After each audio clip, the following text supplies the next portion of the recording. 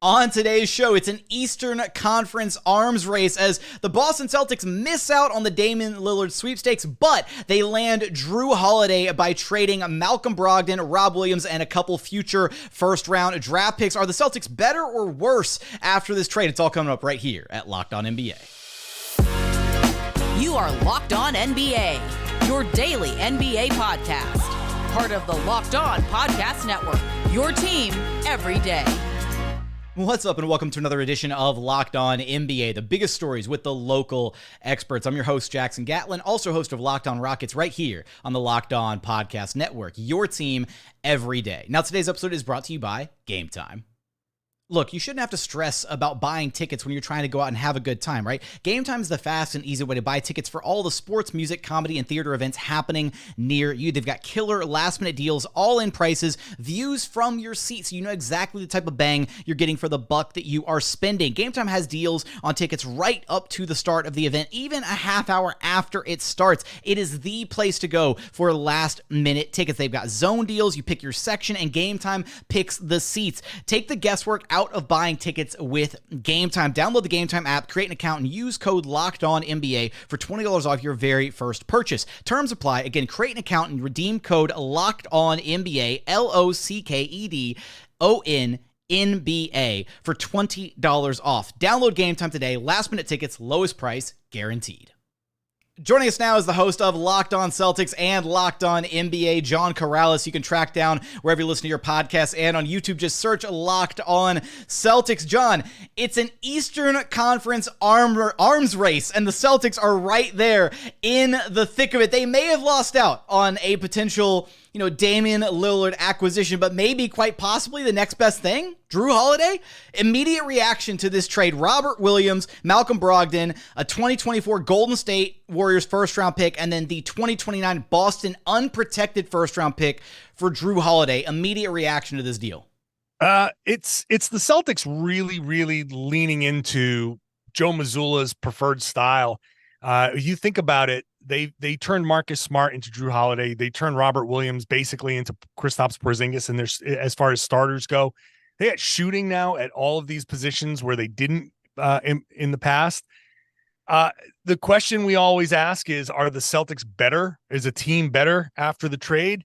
And I think they might be a little bit better, but they gave up a lot. And Brad Stevens had said, we were trying to rebalance our roster to explain trading Marcus Smart for Kristaps Porzingis. Now he sends out a big for a guard along with another guard, and it's like, oh, okay, well, this rebalancing thing, what's that about? So it's an interesting move. The Celtics are certainly different. I do think that they're a little bit better, and I just think that their offense is going to be really, really good with now very interesting kind of defense. Yeah, on paper, I feel like they got better, but then my immediate reaction is you look at their top six, right? They're projected, Jaylen Brown, Jason Tatum, Jrue Holiday now, Al Horford, Kristaps Porzingis, and Derek White. Hell of a top six, but then maybe kind of a drop off after that top six where you have to make it through an 82-game slog, and now this is a Celtics team without a ton of depth. That's one of the problems. The downside to this trade is the depth and the money. They're super expensive, but first things first, they brought in, Wenyen Gabriel, somebody that's going to maybe hold down the fort. We'll see what he looks like for the Celtics as a third big. The problem is that Porzingis is, checkered injury history. Al Horford is 37. He'll be 38 if the Celtics make the final. Well, he'll be 38 no matter what, but he'll be on the floor as a 38-year-old if they make the finals. And so as durable as he's been, it's hard to rely on him. So they do need some help at the center spot. And also now, depending on what their starting lineup is, do they bring Derek White off the bench, or do they start both of those guys, bring Al Horford off the bench?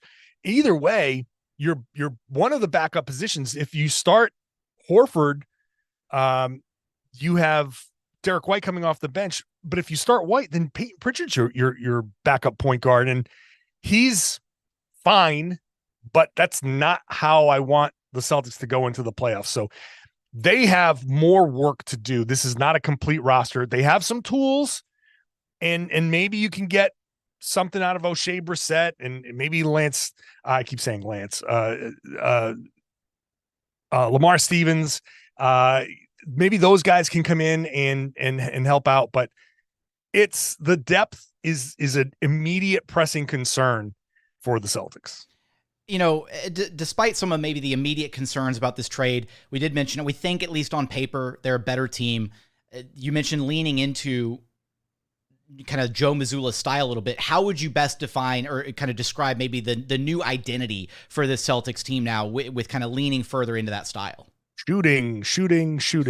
That's their identity. Shoot, baby. And when you're done shooting, shoot some more.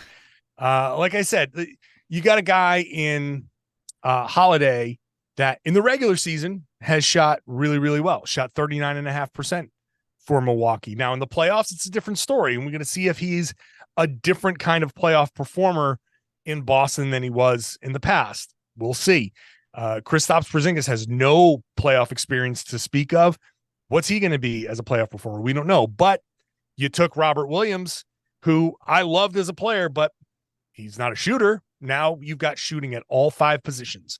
And depth being what it is, they still have questions to answer. But the shooting that Joe Mazzulla really, really covets is going to be there. And there's going to be tons of space on the floor for Tatum and Brown to work. And there's going to be a new dynamic with Kristaps Porzingis there as just a big guy who is coming off his best year as a post-up player. So it's really, I know they traded for Jrue Holiday, so it's weird saying offense first, but that's what they're thinking.